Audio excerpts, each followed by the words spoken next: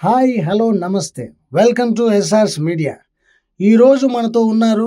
తినని అగోరా అని పిలవాలో అగోరి అని పిలవాలో నాకు అర్థం కావట్లేదు.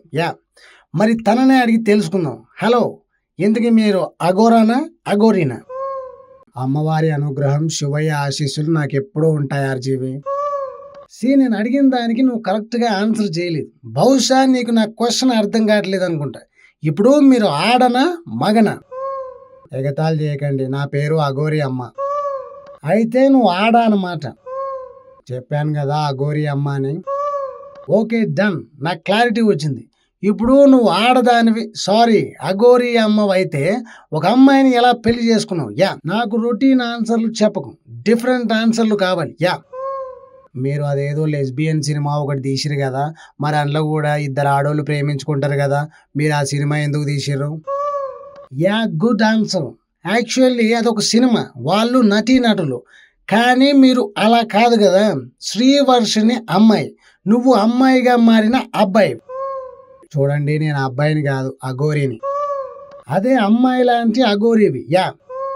అయితే ఇప్పుడు ఏమైంది ఆర్జీవి గారు, మా జంట మీకు నచ్చలేదా? మీది జంటలా లేదు, అదో పెద్ద పెంటలా ఉంది. ఆ అమ్మాయి అందంగా ఉంది, నువ్వు అగ్లీగా ఉన్నావు. మాటలు జాగ్రత్తగా రానివ్వు, నేను శాపనార్థాలు ఇచ్చానంటే భస్మం అయిపోతావు. తొందరగా ఇచ్చేవా? దానికి ఒక టైము పద్ధతి ఉంటుంది, పైనుండి భగవంతుడు చూస్తూనే ఉన్నాడు. నా సంగతి పక్కన పెడితే అసలు మీ ఇద్దరి పెళ్లి ఘోరాన్ని ఆ భగవంతుడు చూసి ఎలా తట్టుకున్నాడో నాకైతే అర్థం కావట్లేదు. మేము ఒకరినొకరం ఇష్టపడి ముల్లోకాల సాక్షిగా ముక్కోటి దేవతల దీవెనలతో పెళ్లి చేసుకున్నాం. చేసుకున్నారు, నేను కాదనట్లేదు. బట్ నీ మొబైల్లో సిమ్ లేదు కదా, కాల్స్ ఎలా చేస్తావు అన్నది నా క్వశ్చన్. నా దగ్గర ఐఫోన్ ఉంది, మీకు తెలీదా? నేను అడిగిన క్వశ్చన్ నీకు అర్థం కాలేదనుకుంటా. ఇప్పుడు నీ దగ్గర కరెంట్ లేదు కదా అంటున్నాను.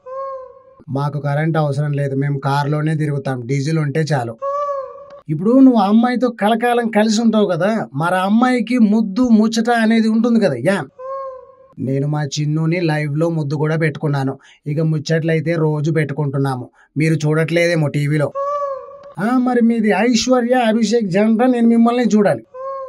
అంతకంటే గొప్ప జంట మాది. మా చావు మేము చేస్తాం, మా జోలికి ఎవరు రాకండి, అందరికీ దూరంగా వెళ్ళి బ్రతుకుతాం.